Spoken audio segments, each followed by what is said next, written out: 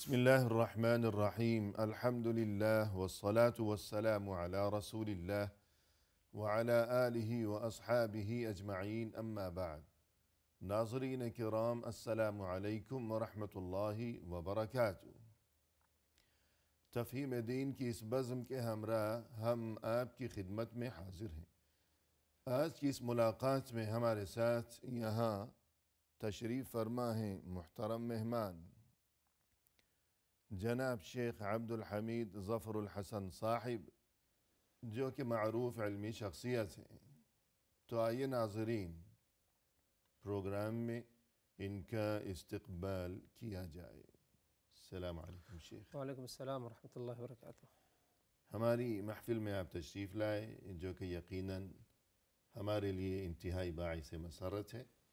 لہذا جزاکم اللہ خیرا۔ وإیاکم، مبارک اللہ فیکم۔ آمین یا رب۔ ناظرین کرام، ایک بنیادی حقیقت جسے ہمیشہ ذہن نشین رکھنا انتہائی ضروری ہے، وہ یہ کہ اللہ سبحانہ و تعالی نے انسان کو بے مقصد اس دنیا میں نہیں بھیجا، بلکہ انسان کی پیدائش کا ایک بہت ہی عظیم ترین مقصد ہے، اور وہ مقصد یہ ہے کہ انسان اپنے خالق و مالک کی عبادت کا اہم ترین فریضہ سر انجام دیا کرے۔ اور جب یہ بنیادی حقیقت انسان سمجھ چکا، تو اب اس بنیادی حقیقت کو ذہن نشین رکھتے ہوئے مزید یہ کہ اللہ کی طرف سے انسان کے لیے جو اوامر و نواہی ہیں، یعنی جن چیزوں کا انسان کو حکم دیا گیا ہے اور جن چیزوں سے انسان کو منع کیا گیا ہے، تو اس بارے میں انسان کی کیا سوچ ہونی چاہیے، کیا انداز فکر ہونا چاہیے، اور کیا اس کا طرز عمل ہونا چاہیے۔ تو آئیے اسی سلسلے میں رہنمائی حاصل کی جائے اپنے محترم مہمان کی زبان۔ محترم، یہ ارشاد فرمائیے گا کہ اللہ کی طرف سے انسان کے لیے جو احکام ہیں، کسی چیز کا حکم دیا گیا، کسی چیز سے اسے منع کیا گیا، تو اس بارے میں ہماری کیا ذمہ داری ہے اور ہمارا کیا انداز فکر ہونا چاہیے، ارشاد فرمائیے گا۔ بسم اللہ الرحمن الرحیم، الحمد للہ رب العالمین، والصلاة والسلام علی رسولہ الکریم، اما بعد۔ اللہ تبارک و تعالی پر حمد و ثنا اور اس کے نبی کریم صلی اللہ علیہ وسلم پر بے شمار بے حد بے عدد درود السلام کے بعد، اللہ تبارک و تعالی نے انسان کو اس دنیا میں پیدا فرمایا ایک اہم مقصد کے لیے، اور ایک واحد مقصد ہے وہ، اور وہ یہ کہ صرف اور صرف کیا ہے، تمام لوگ میری عبادت کریں، جن باتوں کا حکم دیا گیا اس پر عمل کریں، جن چیزوں سے روک دیا گیا ان چیزوں سے اپنے آپ کو کیا ہے روک لیں۔ اور اسی طرح جو کچھ مخلوقات اللہ تبارک و تعالی نے بنایا ہے اس دنیا میں، اگر دیکھا جائے وہ سب انسان ہی کے لیے بنایا گیا ہے۔ زمین و آسمان میں جو چیزیں ہیں، مخلوقات ہیں، کھانے پینے کی چیزیں، پانی وغیرہ، ساری چیزیں مخلوقات اللہ تبارک و تعالی انسان کے لیے بنایا ہے۔ کوئی چیز بے مقصد بے فائدہ نہیں بنائی گئی۔ اسی لیے اللہ تبارک و تعالی نے قرآن مجید میں فرمایا، خلق السماوات والارض بالحق تعالی عما یشرکون۔ اللہ کی ذات وہ ذات ہے جس نے خلق السماوات والارض، جس نے ساتوں آسمان کو اور اسی طرح زمین کو بنایا، بالحق، حق کے ساتھ بنایا۔ یعنی ساتوں آسمان زمین بنانے کا کوئی مقصد ہے، مقصد یہ ہے کہ لوگ ان مخلوقات پر غور و فکر کریں، اللہ تبارک و تعالی کا شکر ادا کریں اور ناشکری سے اپنے آپ کو بچائیں۔ تعالی عما یشرکون، یہ لوگ جو کچھ شرک کرتے ہیں اللہ کے ساتھ، اللہ تبارک و تعالی اس سے کیا ہے، بری ہے۔ اسی لیے قرآن مجید میں اس دعا کا بھی ذکر ہوا کہ جو نیک لوگ ہیں، جن کے اندر خشیت الہی پائی جاتی ہے، اللہ تبارک و تعالی کی رضامندی کے طلبگار ہیں، اللہ تبارک و تعالیٰ سے ان کی جو دعائیں ہوتی ہیں ان میں سے ایک دعا یہ بھی ہے ربنا ما خلقت هذا باطلا سبحانک فقنا عذاب النار، اے ہمارے پروردگار ما خلقت هذا باطلا، تو نے جو کچھ بنایا ہے، پوری کائنات جو بنائی ہے تو نے، اسے باطلا نہیں بنایا، یعنی جو ہے بیکار بے مقصد بے فائدہ نہیں بنایا، بلکہ ایک اہم مقصد ہے جس کے لیے تو نے یہ سب جو ہے بنایا ہے۔ ربنا فقنا عذاب النار، اے اللہ تعالیٰ سبحانک فقنا عذاب النار، اے اللہ تعالیٰ تیری ذات جو ہے بالکل پاک ہے، منزہ ہے ہر کمی نقائص سے، تو جو ہے ہمیں جہنم کی آگ سے بچا دے۔ تو المہم یہ ایک بنیادی بات ہے جو ہمیشہ ہم میں سے خاص طور پر ہم ایمان والوں کو اپنے ذہن میں رکھنا چاہیے کہ اللہ تبارک و تعالیٰ نے جو کچھ اس دنیا میں بنایا ہے وہ سب جو ہے بے مقصد بے فائدہ نہیں، بلکہ تمام چیزوں کے پیچھے اہم مقصد یہ ہے کہ لوگ اس پر غور و فکر کریں، اور غور و فکر کرنے کے بعد کیا ہے میری ہی عبادت کریں، میرے ساتھ کسی کو نہ ٹھہرائیں۔ ایحسب الانسان ان یترک سدی، یعنی اللہ تبارک و تعالیٰ کا فرمان ایحسب الانسان ان یترک سدی، کیا انسان یہ سمجھتا ہے کہ اسے بنانے کے بعد اس دنیا میں لانے کے بعد اسے ایسے ہی چھوڑ دیا جائے گا؟ نہیں چھوڑ دیا جائے گا، لازم جو ہے اس کا حساب و کتاب ہوگا، زندگی موت سے اسے نوازا گیا ہے تاکہ جو ہے حساب و کتاب ہو، اسے حکم دیا جائے گا بعض کاموں کے لیے، اسے منع کیا جائے گا بعض کاموں سے، اس کو جو ہے اس پر عمل کرنا ہوگا۔ رہی بات کہ اللہ تبارک و تعالیٰ کی طرف سے جو اوامر ہیں نواہی ہیں، ہم تک اگر وہ بات پہنچتی ہے قرآن مجید کے ذریعے، رسول اللہ صلی اللہ علیہ وسلم کی سیرت کے ذریعے، یا اہل علم ہمیں جو ہے اگر تعلیم دیتے ہیں، بتاتے ہیں کہ فلاں کام جو ہے کا حکم اللہ نے دیا اور فلاں کام سے ہمیں روکا گیا، ہمارا کیا موقف ہونا چاہیے؟ ہمارا کیا موقف ہونا چاہیے؟ ایک اہم مسئلہ ہے۔ اہل علم نے کتاب اللہ اور سنت رسول کی روشنی میں، کتاب اللہ اور سنت رسول کی روشنی میں 7 اہم باتوں کا ذکر کیا ہے کہ یہ 7 اہم باتیں ہمیں جو ہے کرنی چاہیے، اس پر عمل کرنا چاہیے اللہ تبارک و تعالیٰ کے اوامر اور نواہی سے متعلق۔ یہ 7 چیزیں کیا ہیں؟ اگر دیکھا جائے تو سب سے پہلی چیز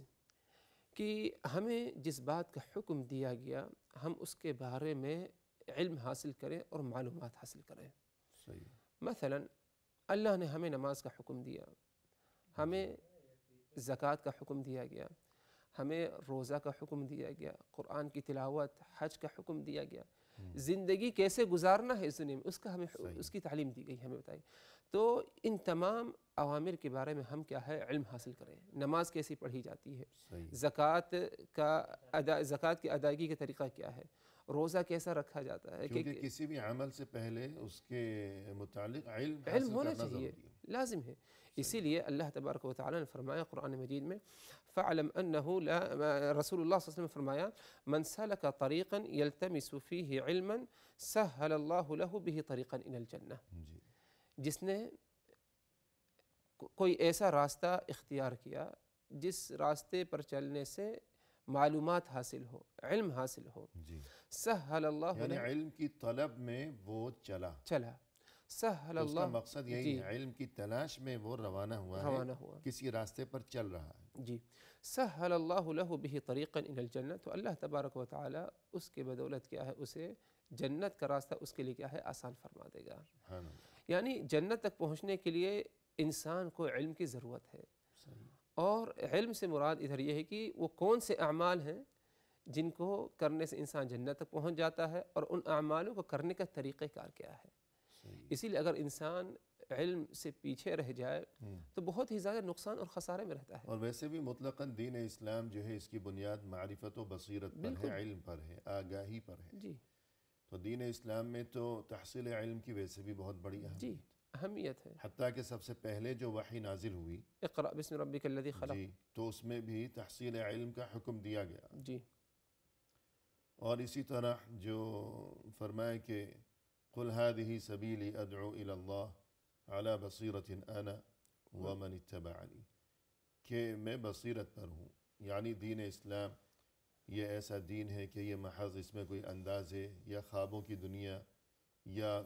خوابوں کی باتیں کہ مجھے خواب میں اس نے یہ حکم دیا، اس نے یہ حکم دیا، ایسا یہ کوئی دین نہیں ہے، بلکہ معرفت، بصیرت، حکمت و دانش پر مبنی ہے یہ دین اسلام.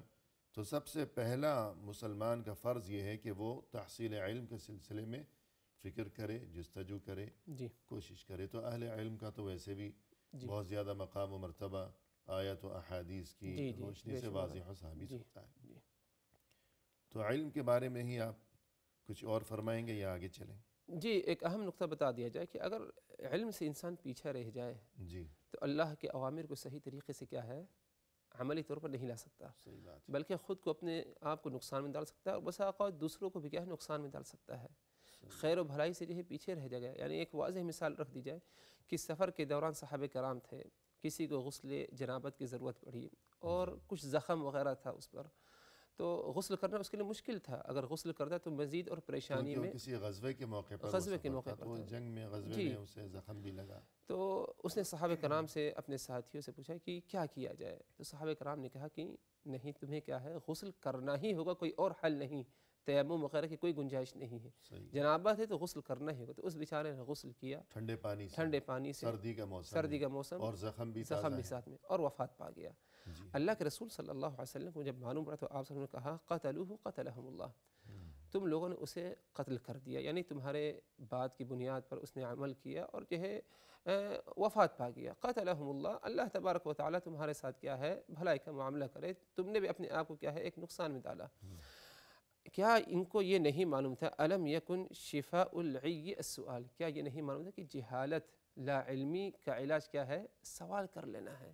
تم اپنے سے زیادہ والے کو سوال. تو ادھر کہنے کا مقصد یہ تھا کہ ایک مسئلہ پیش آ گیا، اللہ نے حکم دیا ہے غسل جنابت کا، نماز پڑھنے کا، اس کے لیے غسل کی ضرورت ہے، لیکن جب طریقہ کار غلط تھا تو انہوں نے اپنے آپ کو کیا ہے پریشانی میں تو ڈالا، غلط مسئلہ یعنی ایک مجبوری لاحق تھی. مجبوری، اور اس کو بھی کیا ہے پریشانی میں کیا ہے ڈال یہاں تک کہ اس کی وفات ہو گئی. جی یعنی تو خود بھی غلطی پر اور جی غلط نتیجہ بھگتا، جی اور دوسرے کو بھی غلط راستہ دکھایا اور اس کا نقصان کرا دیا. جی تو اس کی وجہ یہی چیز بنی کہ لا علم. لا علمی. صحیح ہے. اور ویسے بھی مسلمان کو تو اور امت مسلمہ کو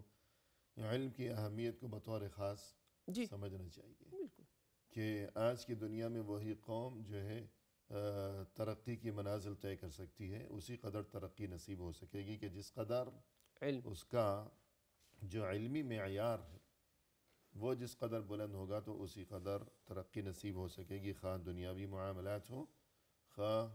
دینی اور اخروی معاملات ہوں. تو پہلا فرض مسلمان کا یہ ہوا کہ اللہ نے ہمیں جو احکام دیے ہیں اور جن چیزوں سے منع کیا ہے تو اس بارے میں علم حاصل کیا جائے. جی. اور یہ صرف عبادات تک نہیں بلکہ معاملات بھی اس میں بالکل. داخل ہے، پورا دین شامل. پورا دین اس میں شامل یا ہے. ایھا الذین آمنوا ادخلوا فی السلم کافہ، جی کہ دین جو ہے اس میں عقائد و ایمان بھی شامل ہیں، عبادات بھی شامل ہیں اور معاملات بھی شامل ہیں. پھر وہ معاملات خواہ معاشرتی ہوں اور خواہ مالی ہوں، جی سبھی کچھ شامل ہے. جی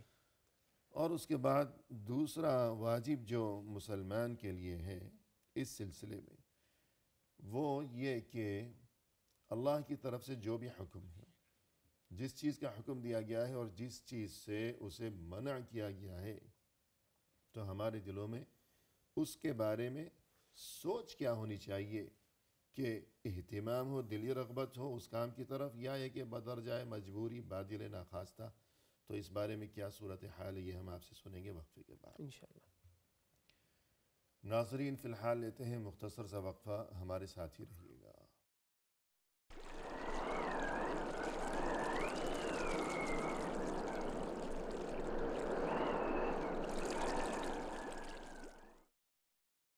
ناظرین کرام، وقفے کے بعد ہم حاضر خدمت ہیں. تو آئیے سلسلہ گفتگو کو آگے بڑھایا جائے اپنے مہمان کی زبانی. شیخ وقفے سے قبل گفتگو یہ چل رہی تھی کہ اللہ کی طرف سے جو اوامر و نواہی، یعنی جن کاموں کا حکم دیا گیا اور جن کاموں سے انسان کو منع کیا گیا، تو اس بارے میں ہماری سوچ اور ہمارا طرز عمل کیا ہونا چاہیے. پہلی بات جو آپ نے ذکر فرمائی وہ یہ کہ ان اوامر و نواہی کے بارے میں اللہ کی طرف سے نازل شدہ احکام جو ہمارے لیے، ان کے بارے میں پہلی بات تو یہ کہ ہم علم حاصل کریں. علم ہوگا تو ہم اس بات کو جان سکیں گے کہ ان احکام پر عمل کس طرح کیا جائے. دوسری بات یہ کہ ان احکام کے بارے میں ہمارے دلوں میں رغبت اور شوق اور اہتمام ہونا چاہیے، نہ یہ کہ بادر ناخواستہ روتے روتے کہ دل تو نہیں چاہتا لیکن بس اب کیا کیا جائے، سر پہ پڑ گئی۔ تو کیا سوچ ہونی چاہیے مومن کی؟ جی، سوچ ایمان والے کی یہ ہونی چاہیے کہ خوشی خوشی کیا ہے اس امر کو قبول کرے، جی اور دل میں اس عمل کے بارے میں کیا ہے محبت اور لگاؤ پایا جائے، جی یعنی کسی قسم کی ناپسندی کا اظہار انسان نہ کرے، اظہار کیا بلکہ دل میں بھی نہ ہاں سوچے۔ دل میں جو ہے نہ سوچے، جی کسی بھی قسم کی جو ہے کوئی تنگی نہیں پانی چاہیے، صحیح ہے۔ بلکہ جو ہے خوش دلی کے ساتھ کیا ہے اس عمل کو کیا ہے قبول کرے اور اسے پسند کرے، دل میں لگاؤ اور محبت پایا جانا چاہیے۔ جی اسی لیے اگر دیکھا جائے تو اللہ کے رسول صلی اللہ علیہ وسلم دعا کیا کرتے تھے اللہ تبارک و تعالیٰ سے، یعنی نبی اور رسول ہونے کے باوجود اللہ تعالیٰ سے دعا کیا کرتے تھے۔ ظاہر سی بات ہے ہمارے لیے دعا زیادہ مہم ہے۔ جی بالکل۔ اللہم انی اسألک حبک وحب من احبک وحب عمل یقربنی الی حبک، اے اللہ تعالیٰ میں تجھ سے سوال کرتا ہوں، دعا کرتا ہوں کہ تو اسألک حبک، کہ میں جو ہے تجھ سے کیا ہے محبت کروں، وحب من احبک، اور جو من احبک، اور جس نے تم سے محبت کیا میں بھی اس سے کیا ہے محبت کروں، اور ہر وہ عمل جو تمہاری محبت تک پہنچانے والا ہے اس عمل سے بھی کیا ہے میرا لگاؤ اور جو ہے دلی لگاؤ اور محبت پائی جائے۔ سبحان اللہ، یعنی اس دعا میں تین چیزوں کا سوال کیا گیا، جی تین چیزوں سے محبت کا سوال کیا گیا جی کہ یا اللہ میں تجھ سے مانگتا ہوں تیری محبت، جی یہ ایک چیز ہو گئی، اور یا اللہ میں تجھ سے مانگتا ہوں ہر اس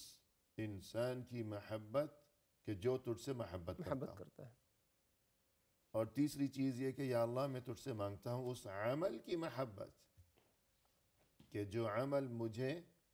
تیرے قریب پہنچا دے۔ تو وہ عمل جو انسان کو اللہ کے قریب پہنچانے کا جی ذریعہ اور وسیلہ بن سکتا ہو،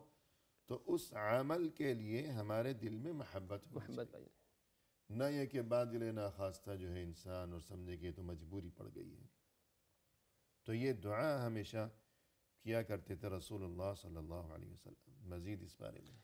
جی مزید یہی کہا جائے گا ادھر کہ اللہ تبارک و تعالیٰ سے توفیق طلب کی جائے، اور ساتھ ساتھ انسان کیا ہے اپنے نفس سے کیا ہے مجاہدہ بھی کرے۔ صحیح ہوتا ہے بسا اوقات بعض اوامر کے لیے انسان کو کچھ دشواری مشکلات پیش آتی ہیں دل سے قبول کرنے کے لیے، کیونکہ ہمیشہ کیا ہے شیطان لگا ہے انسان کے ساتھ، جی اور نیکیوں سے کیا ہے روکنے کی برابر کیا ہے کوشش کرتا ہے انسان جو ہے اعوذ باللہ کے ذریعے اپنے آپ کو جو ہے شیطان کے وساوس سے بچائے، اعوذ باللہ من الشیطان الرجیم کثرت سے پڑھے، اللہ تبارک و تعالیٰ سے دعا کرے جیسے کہ خود رسول اللہ صلی اللہ علیہ وسلم کے حد دعا کیا کرتے تھے،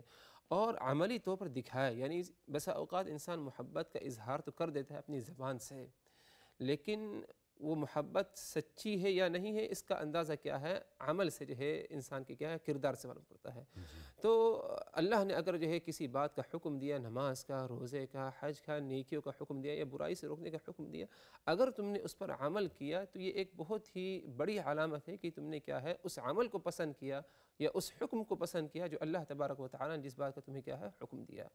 اور ناپسند کرنا یہ ایک برا عمل ہے، یہ اہل ایمان کے شیوہ اور عادت نہیں ہے، اسی لیے اللہ تبارک و تعالی نے قرآن مجید میں جہاں پر اہل کفر کا ذکر کیا، ان کی ایک اہم برائی کا جو ذکر ہوا وہ یہ ذَلِكَ بِأَنَّهُمْ كَرِهُوا مَا أَنزَلَ اللَّهُ فَأَحْبَطَ أَعْمَالَهُمْ، انہوں نے اس چیز کو ناپسند کیا جو اللہ نے نازل کیا، اللہ نے قرآن مجید نازل کیا، رسول اللہ صلی اللہ علیہ وسلم کے ذریعے دوسری تعلیمات ہم تک پہنچائی، اور قرآن میں آپ صلی اللہ علیہ وسلم کی تعلیمات میں صرف یہی ہے کہ ایمان والے فلاں عمل کریں اور جو ہے فلاں اعمال سے اپنے آپ کو بچا لیں۔ ذَلِكَ بِأَنَّهُمْ كَرِهُوا مَا أَنزَلَ اللَّهُ، ان لوگوں نے ناپسند کیا اس چیز کو جو اللہ نے نازل فرمایا، فَأَحْبَطَ أَعْمَالُهُمْ، تو اللہ تبارک و تعالی نے ان کے سارے اعمال کو کیا ہے ضائع کر دیا اور ختم کر دیا۔ جی، یعنی انہوں نے عمل کیے کہ عمل کیے لیکن چونکہ وہ دل سے وہ خوش نہیں تھے، ناپسند کیا انہوں نے۔ ان کی وہ تھکاوٹ، محنت، جد و جہد سب ضائع گئی، بیکار گئی۔ جی تو یوں انسان عمل بھی کرے اور اس کے بعد یہ کہ اس عمل کو ضائع کر دیا جائے، اس کا فائدہ بھی نہ ملے، یہ تو بہت ہی بڑے خسارے کا معاملہ ہو جائے گا۔ اور ان کے عمل کو کیوں ضائع کیا گیا؟ حالانکہ انہوں نے عمل کیا ہے، عمل کیا تھا۔ پھر ضائع کر دیا گیا، مردود قرار دیا گیا، ناقابل قبول قرار دیا گیا، اس وجہ سے کہ انہوں نے وہ عمل تو انجام دیا لیکن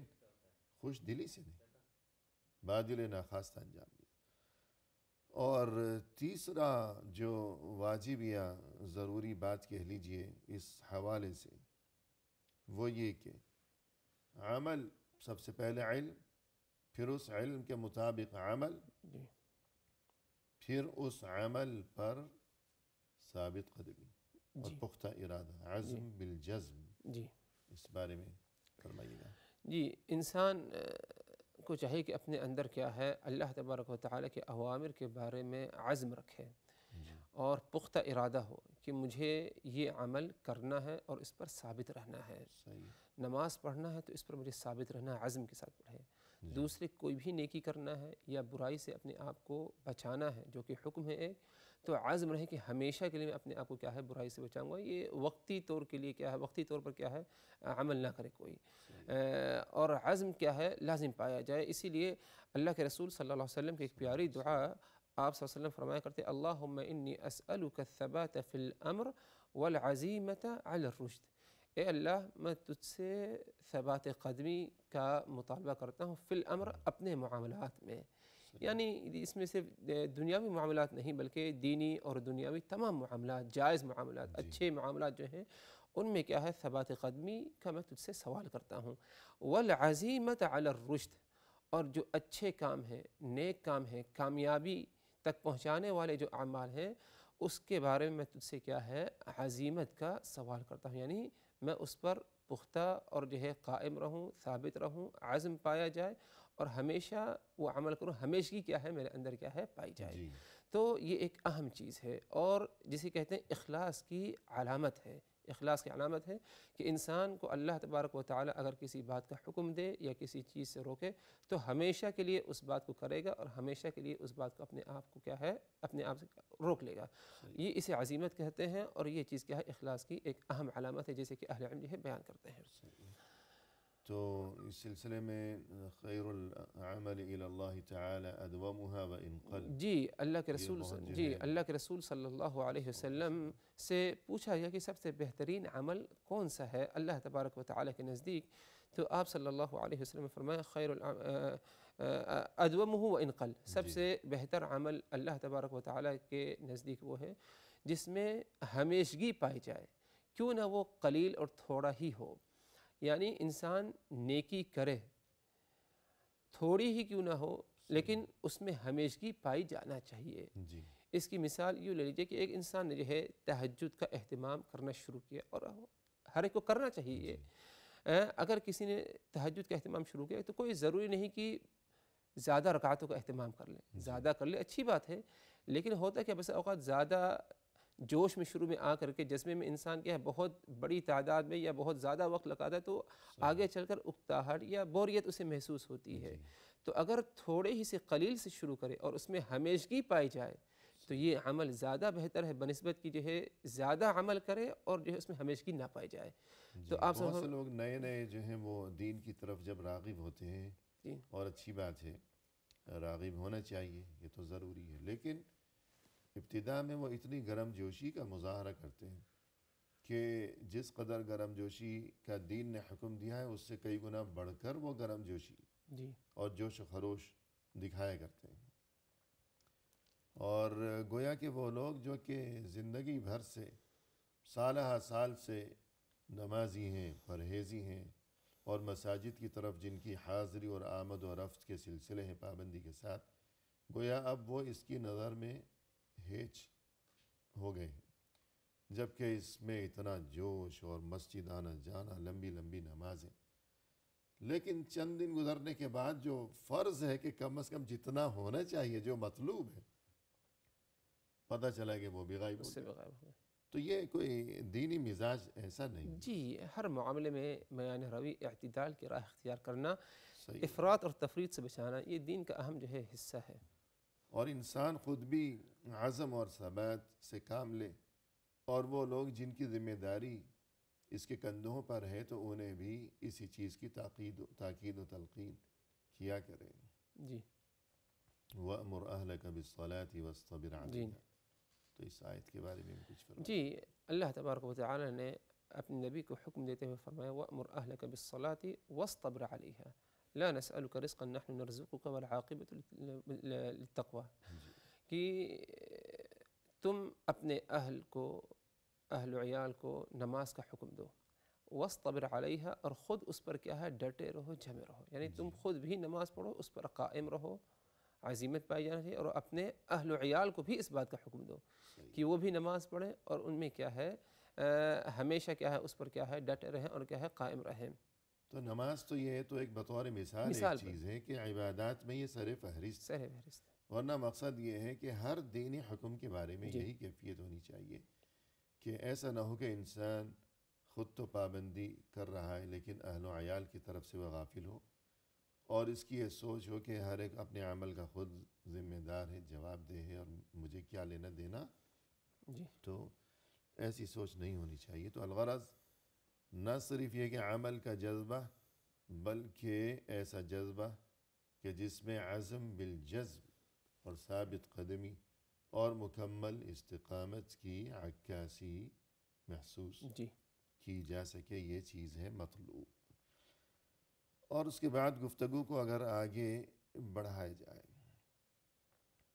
تو اس بات کا علم ہونا چاہیے کہ اللہ کی طرف سے ہمارے لیے کیا احکام ہیں، جی پھر ان پر عمل کا جذبہ ہونا چاہیے، پھر ان اعمال کے لیے ہمارے دلوں میں محبت ہونی چاہیے، اور پھر مزید یہ کہ جب ہم وہ اعمال انجام دیں تو ذوق و شوق کے ساتھ انجام دیں، اور یہ فکر بھی ہو کہ یا اللہ ہمارا یہ عمل تیری بارگاہ میں مقبول ہو سکے. جی تو اس بارے میں کچھ فرمائیے. جی جب عمل کرے انسان تو اس کے اندر کیا ہے خود جو ہے رغبت، اور اس کا نفس کیا ہے اس عمل کی طرف کیا ہے مائل ہو، جی اور یہ عمل سے محبت اور لگاؤ کا نتیجہ ہے. صحیح. انسان اگر جو ہے عمل کرنے کے لیے خود اس کا نفس مائل ہو، رغبت پائی جائے، تو ایسی حالت میں اس عمل کے کرنے میں انسان کو کیا ہے اطمینان، سکون، اور جسے کہتے ہیں خشوع و خضوع بھی کیا ہے پایا جاتا ہے. اسی لیے اللہ تبارک و تعالیٰ کے جو اوامر ہیں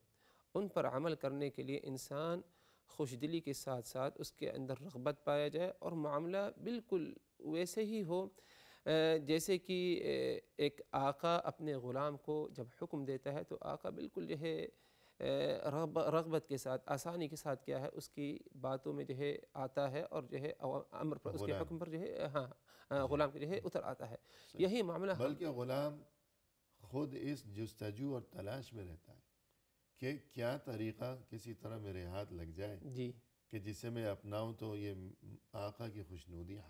حاصل ہو جائے. اور بہانے سے وہ تلاش کرتا ہے کہ کھانوں میں اسے کیا پسند ہے، اور یہ کہ اسے لباس کون سا پسند ہے تو آج میں اس کے لیے وہ استری کر کے تیار کر کے رکھوں. خود تلاش کرتا ہے کہ کیا وہ کام اور طریقے ہیں کہ اگر مجھے معلوم پڑ جائے تو میں وہی کام کروں تو یہ مجھ سے خوش ہو جائے، پھر میرے لیے ترقی کی راہیں کھلتی چلی جائیں. تو پھر اللہ کے ساتھ جی تو اللہ بادشاہوں کا بادشاہ. تو وقفہ لے لیں. جی ناظرین فی الحال لیتے ہیں مختصر سا وقفہ، ہمارے ساتھ ہی رہیے گا.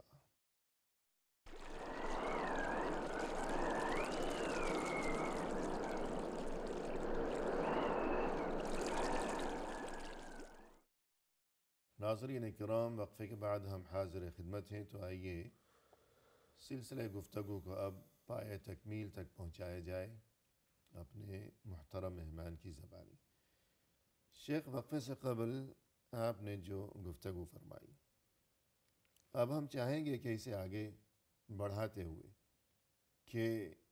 یہ جستجو کہ علم حاصل کیا جائے. علم ہوگا تو اللہ کے احکام کے مطابق عمل ممکن ہو سکے گا. پھر یہ کہ وہ عمل برضا و رغبت، ہنسی خوشی انجام دیا جائے اور دل میں اس کے لیے رغبت ہو. پھر یہ بھی فکر ہو کہ اللہ کرے کہ ہمارا عمل اللہ کے ہاں مقبول ہو جائے. تو اس کے بعد ایک بنیادی شرط عمل کی درستی اور صحت کے لیے کہ عمل بظاہر کتنا ہی خوبصورت اور مکمل نظر آنے والا ہی کیوں نہ ہو، لیکن دو بنیادی شرطیں ہیں کسی بھی عمل کی قبولیت کے لیے کہ بنیاد ہوگی تو سب ٹھیک ہے، بنیاد ہی نہیں ہے تو ظاہری زیب و زینت اور آرائش یہ سب بے معنی ہے۔ تو وہ بنیادی شرط کیا ہے؟ جی، بنیادی شرط یہ ہے کوئی بھی عمل ہو، عمل صالح جی یا کوئی بھی ایسا عمل جس کے ذریعے انسان اللہ کا قرب، اللہ کی رضامندی حاصل کرنا چاہتا ہے، صحیح، ایک اہم بنیادی شرط ہے، وہ یہ ہے کہ انسان اس عمل کو اللہ واسطے خالص کرے، جی اخلاص پایا جائے۔ مطلب یہ کہ کوئی دکھاوا، لوگوں سے تعریف سننا، دنیاوی مقصد و مفاد نہ ہو، جی صرف اور صرف محض کیا ہے، اللہ تبارک و تعالیٰ کی رضامندی، خوشنودی حاصل کرنا مقصد ہو، جی اخلاص پایا جائے، ریاکاری سے انسان اپنے آپ کو بچائے۔ اللہ تبارک و تعالیٰ نے ہمیں جو دنیا میں زندگی دی ہے، زندگی اور موت سے جو انسانوں کو نوازا ہے، مقصد صرف یہی ہے کہ اس کے ذریعے آزمایا جائے کہ کون کتنا زیادہ اعمال صالحہ کرنے میں مخلص ہے۔ جی الذی خلق الموت والحیات لیبلوکم ایکم احسن عملا، اللہ کی ذات، وہ ذات جس نے زندگی اور موت بنایا، کس لیے بنایا؟ لیبلوکم ایکم احسن عملا، مقصد یہ ہے بنانے کا تاکہ آزما لے تمہیں، ایکم احسن عملا، کہ تم میں سے کون اچھا عمل کرنے والا ہے۔ جی یہ نہیں حسن فرمائے کہ ایکم اکثر عملا، کہ زیادہ عمل کون کر رہا ہے، احسن عملا فرمایا، جی فرمائے کہ احسن عملا، کہ اچھے کام کون کر رہا ہے۔ اور اچھے کام سے مراد کیا؟ جیسے کہ اہل علم کی جماعت کا یہ کہنا، اچھے کام سے مراد جس کے اندر کیا ہے، اخلاص پایا جائے۔ دو چیزیں پائی جاتی جی، ہیں، اخلصہ و وَأَصْوَبُ، اصوبہ، جس کے اندر اخلاص پایا جائے جی اور صحیح طریقے سے کیا جائے، جیسے کہ اللہ تبارک و تعالیٰ نے حکم دیا اور نبی نے ہمیں بتایا ہے، صحیح ہے، اتباع پایا جائے اس میں، جی تب جا کر کے عمل کیا ہے، قبول ہوگا۔ جی تو اللہ کا حکم اگر ہم پر آ جائے، جتنے اوامر ہیں، تمام اوامر کو جو ہے انجام دینے میں، عملی طور پر لانے میں کیا ہے، اخلاص پایا جانا ضروری ہے، اور اخلاص کے ساتھ ساتھ کیا ہے، اتباع بھی کیا ہے، پایا جائے۔ یہ دو اہم شرطیں ہیں۔ جی یعنی کسی بھی عبادت کی قبولیت کے لیے دو بنیادی شرطیں، بعد میں جو شرائط ہیں وہ تو الگ ہیں کہ نماز کے لیے طہارت ہونی چاہیے، اور مثلا حج کے لیے جو مخصوص شرائط ہیں وغیرہ وغیرہ، لیکن بنیادی شرطیں جو کہ ہر عبادت میں موجود ہیں وہ یہی دو ہیں۔ جی، پہلی شرط اخلاص نیت، انما الاعمال بالنیات، بالنیات، اعمال کا دار و مدار نیتوں پر ہے۔ وما امروا الا ليعبدوا الله مخلصین له الدین، اور دوسری شرط اصوبہ، صواب، صواب یعنی درست، صواب صاد کے ساتھ۔ جی، اب درست وہی عمل قرار پائے گا جو کہ رسول اللہ صلی اللہ علیہ وسلم کے بتائے ہوئے طریقے کے مطابق۔ جی، تو اخلاص نیت اور دوسری شرط اتباع سنت۔ جی، تو عمل انجام دیتے وقت اس بات کا خیال رکھنا جی، ضروری ہے۔ یہ ہو گئی 5 ذمہ داریاں، اور چھٹی بات، ان چیزوں سے بچا جائے کہ جو ہمارے ان اچھے اعمال کو برباد کر دینے کا سبب بن سکتے ہیں۔ جی، یہ کیا ہے؟ جی، کچھ ایسے اعمال، ایسی حرکتیں پائی جاتی ہیں لوگوں کی طرف سے کہ انسان کے اعمالوں کو کیا ہے، برباد کر دیتا ہے۔ صحیح ہے، انسان اللہ تبارک و تعالیٰ کے اوامر پر عمل کرتا ہے، نماز کی پابندی، دوسری تمام نیکیاں کرتا ہے، لیکن بسا اوقات ایسے اعمال کر بیٹھتا ہے کہ اس اعمال کے وجہ سے کیا ہے، اس کے سارے اعمال کیا ہے، ضائع اور برباد ہو جاتے ہیں، جو کچھ اس نے ابھی کیا ہے۔ جی اور اس میں اگر دیکھا جائے تو سر فہرست اشراک باللہ ہے، جی اللہ کے ساتھ کسی کو شریک ٹھہرانا عبادت کے معاملے میں، یہ ایک سب سے خطرناک اور مہلک جو ہے گناہ ہے، صحیح، کہ اس عمل کے کرنے پر انسان کے دوسرے تمام اعمال ضائع کر دی جاتے ہیں، اس کا کوئی اجر ثواب اسے نہیں ملتا۔ اسی لیے اللہ تبارک و تعالیٰ نے اپنے نبی کو حکم دیتے ہوئے فرمایا، وَلَقَدْ أُوحِيَ إِلَيْكَ وَإِلَى الَّذِينَ مِنْ قَبْلِكَ لَئِنْ أَشْرَكْتَ لَيَحْبَطَنَّ عَمَلُكَ، اے نبی تم سے پہلے جو انبیاء گزرے ہیں ان کو بھی یہ حکم دیا گیا، یہ وحی نازل کی، یہ بات بتائی گئی، اور تمہیں بھی یہ بتایا جا رہا ہے لَإِنْ أَشْرَكْتَ لَيَحْبَطَنَّ عَمَلُكَ، اگر تم نے شرک کیا لَيَحْبَطَنَّ عَمَلُكَ تو تمہارے اعمال کیا ہے ضائع کر دیے جائیں گے۔ جی لا حول ولا قوة۔ تو اللہ انبیاء محفوظ کرام کو رکھے۔ آمین، انبیاء کرام کو اس بات کا حکم دیا گیا جو کہ اللہ تبارک و تعالیٰ کی معرفت توحید کے معاملے میں ان کی کوئی مثال نہیں انسانوں میں۔ اور ایک مقام پر بہت سے انبیاء کرام علیہم السلام کا تذکرہ کیا گیا قرآن کریم میں، پھر آخر میں یہ ارشاد ہوا کہ وَلَوْ أَشْرَكُوا لَحَبِطَ عَنْهُمْ مَا كَانُوا يَعْمَلُونَ، کہ یہ اتنی بڑی تعداد میں یہ انبیاء کرام عام لوگ نہیں ہیں، یہ بھی اگر شرک کرتے تو ان کے تمام اعمال کو اللہ ضائع کر دیتا۔ جی تو یہ تو یہ بہت سر نازک فہرست جو معاملہ ہے برائی ہے جو محبط عمل ہے، یعنی عمل کو ضائع کر دینے والی ہے۔ تو شرک، ہاں شرک، لیکن ضروری نہیں کہ آدمی یوں زبان سے کہا کرے کہ میں نے نماز یہ پڑھی ہے اللہ کے لیے بھی اور فلاں کے لیے بھی۔ جی شرک کی بہت سی قسم یہ بھی جو ہے ریاکاری بھی جو ہے ایک شرک کی قسم ہے، اس سے بھی انسان اپنے آپ کو بچائے۔ اس لیے بعض روایات میں آتا ہے کہ جب حساب و کتاب کے لیے بندے کو پیش کیا جائے گا تو اس کی نیکیوں کو گنایا جائے گا کہ ہاں یہ نیکی جو ہے میں نے کی ہے، لیکن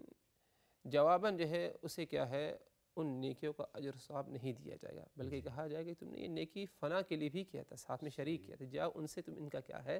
بدلہ معاوضہ طلب کرو۔ اور یہ قیامت کے دن حشر کے میدان میں یہ معاملہ پیش آئے گا۔ کتنا خطرناک معاملہ ہوا، اسی لیے اللہ تبارک و تعالی ہم سب کو کیا ہے اخلاص کی توفیق دے۔ تو اور اس کے علاوہ ریا کے علاوہ اور بھی بہت سی بعض ایسی چیزیں ہیں جی کہ جو انسان کے تمام اعمال کے لیے بربادی کا سبب بن سکتے ہیں، مثلا یہ کہ دنیا کی رغبت، جی دنیا کی طلب، دنیا کی رغبت، دنیا کی طلب، اور الغرض کہ اللہ کی خوشنودی کے سوا جو کچھ بھی مقصود ہو وہ ریا کی شکل میں ہو، طلب دنیا کی شکل میں ہو، کسی بھی شکل میں ہو، تو یہ ایسی چیز ہے کہ جس سے انسان کے اعمال ضائع ہو جائیں گے۔ تو ان کے بارے میں علم ضروری ہے اور ان سے بچنا بھی ضروری ہے۔ اور اسی طرح جو قرآن کریم میں ایک دعا ہے کہ ربنا لا تزغ قلوبنا بعد اذ هديتنا وهب لنا من لدنك رحمة انك انت الوهاب۔ اس میں ہمارے لیے کیا پیغام اور کیا سبق ہے؟ جی ایک اہم پیغام ہے کہ ربنا لا تزغ قلوبنا بعد اذ هديتنا، اے اللہ تعالیٰ تو ہمارے دلوں کو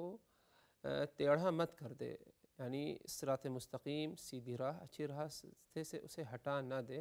جبکہ جو ہے ہمیں کیا ہے ہدایت نصیب ہو گئی ہے۔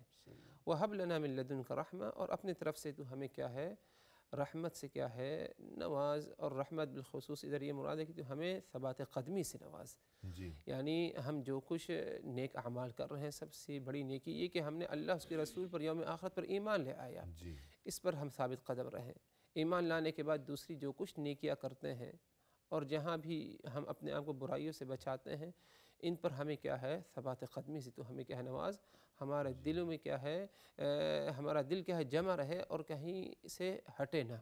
اسی لیے یہ دعا جو ہے ربنا لا تزغ قلوبنا بعد اذ هديتنا وهب لنا من لدنك رحمة، اس دعا کی جو ہے ہمیں پابندی بھی کرنی چاہیے تاکہ اللہ تبارک و تعالی سے توفیق حاصل ہو۔ بالکل، یعنی دل میں یہ احساس ہو کہ جو اچھے عمل کی توفیق ہو گئی ہے یہ ہمارا اپنا کمال نہیں ہے، جی بلکہ اللہ کی طرف سے یہ توفیق کے نتیجے میں، جی اور یہ توفیق کہیں ہم سے سلب نہ کر لی جائے، بالکل، کہ توفیق کا یہ سلسلہ جاری و ساری رہے اور قائم و دائم رہے۔ تو اس سلسلے میں ایک دعا ہے، اگرچہ کچھ طویل ہے لیکن ہم چاہیں گے کہ آپ اس کا تذکرہ بھی فرمائیں کہ اذا رأيت الناس قد اكتنزوا الذهب والفضة فأكنز هؤلاء الكلمات۔ جی تو جو یہ تذکرہ کیا گیا ہے اس بارے میں، جی رسول اللہ صلی اللہ علیہ وسلم نے صحابہ کرام کو یہ وصیت نصیحت کہتے ہوئے فرمایا کہ جب تم دیکھو کہ لوگ سونا چاندی یعنی دنیا کے پیچھے مال دولت اکٹھا کرنے میں جو ہے اپنا وقت صرف کر رہے ہیں تو تم ان کلمات کو کیا ہے پڑھنا، ان کی پابندی کرنا، ان کو تم اپنے لیے کیا ہے خزانہ سمجھنا، مال غنیمت سمجھنا۔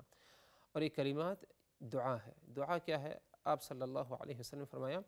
اللہم انی اسألک الثبات فی الامر والعزیمۃ علی الرشد، اے اللہ میں تمام اپنے اچھے جائز خیر اور بھلائی کے معاملات میں تجھ سے ثبات قدمی کا سوال کرتا ہوں، والعزیمۃ علی الرشد، فلاح اور کامیابی پانے کے جو اعمال ہیں اس میں جو ہے عزیمت کا میں تجھ سے کیا ہے سوال کرتا ہوں، یعنی میرا دل اس پر قائم رہے، وَأَسْأَلُكَ مُوجِبَاتِ رَحْمَتِكَ وَعَزَائِمَ مَغْفِرَتِكَ، اور جو اعمال کے ذریعے تیری رحمت حاصل ہو سکے، تیری مغفرت حاصل ہو سکے، ان اعمال کو کرنے کی ہمیں کیا ہے توفیق دے، وَأَسْأَلُكَ شُكْرَ نِعْمَتِكَ، اور تجھ سے تیری نعمت کا شکر کی توفیق مجھے ہے تیری نعمت پر، اس کی بھی جو ہے میں تجھ سے کیا ہے توفیق طلب کرتا ہوں، وحسن عبادتک، اور اس بات کی بھی توفیق کہ تو اچھے طریقے سے اپنی عبادت کرنے کی ہمیں توفیق دے، اچھے طریقے سے یعنی جو ہے صحیح طریقے سے جیسے کہ بات گزری ہے، یعنی اخلاص پایا جائے اور اس میں کیا ہے اتباع پایا جائے، جو طریقہ ہمیں بتایا گیا عبادت کرنے کا وہ پایا جائے، یہ حسن عبادت ہے۔ آگے وَأَسْأَلُكَ قَلْبًا سَلِيمًا، اے اللہ تعالیٰ قلب سلیم کا میں تجھ سے کیا ہے سوال کرتا ہوں، قلب سلیم جس کے اندر صرف اور صرف اللہ کی محبت پائی جائے اور شرک سے پاک ہو، لوگوں کے لیے کوئی برائی، نفاق، کینہ، حسد وغیرہ کیا ہے نہ پایا جائے، دنیا سے زیادہ آخرت کی رغبت نہ ہو بلکہ آخرت کی رغبت کیا ہے زیادہ پائی جائے، اس میں محبت پائی جائے، دنیا سے زیادہ آخرت کی رغبت ہو، جی آخرت کی رغبت ہو، اسے کہا قلب سلیم کہا گیا ہے۔ تو اس قلب یعنی ہر برائی سے وہ میرا دل پاک ہو، خواہ اس برائی کا تعلق عقیدہ و ایمان سے ہو یا اخلاقیات سے ہو یا کسی بھی حوالے سے ہو، جی اس کے بعد وَلِسَانًا صَادِقًا، سچی زبان، وَأَسْأَلُكَ مِنْ خَيْرِ مَا تَعْلَمُ، اور جس خیر بھلائی کے بارے میں تو جانتا ہے تو ہمیں وہ کرنے کی توفیق دے یا اس سے ہمیں عطا فرما دے، وَأَعُوذُ بِكَ مِنْ شَرِّ مَا تَعْلَمُ، اور میں ان تمام شر سے جو ہے پناہ طلب کر تیری پناہ میں آتا ہوں جس کے بارے میں تو جانتا ہے، وَأَسْتَغْفِرُكَ لِمَا تَعْلَمُ، اور تمام برائیوں سے کیا ہے میں تجھ سے کیا ہے مغفرت طلب کرتا ہوں، إِنَّكَ أَنْتَ عَلَّامُ الْغُیُوبِ، یقیناً تو جو ہے غیبی معاملات کے بارے میں پورا علم رکھنے والا ہے۔ سبحان اللہ، بہت ہی عظیم دعا ہے، اس کا اہتمام کیا جانا چاہیے اور اللہ سے قبولیت کا سوال بھی کرنا چاہیے۔ پروگرام کے اختتام پر ہم تہہ دل سے آپ کے شکر گزار ہیں کہ آپ تشریف لائے اور عمدہ انداز میں آپ نے رہنمائی فرمائی، جزاکم اللہ خیر۔ اسی کے ساتھ ناظرین کرام، اختتامی موقع پر تہہ دل سے ہم آپ کے بھی شکر گزار ہیں کہ آپ نے ہمارا یہ پروگرام دیکھا، اور اس دعا کے ساتھ کہ اللہ تعالی ہمیں دنیا و آخرت میں ہر خیر و خوبی سے نوازے، اپنے دین کی سمجھ عطا فرمائے، ہمارے ہر عمل کو شرف قبولیت سے نوازے، ہمیں دیجیے اجازت، فی امان اللہ، وآخر دعوانا ان الحمد للہ رب العالمین۔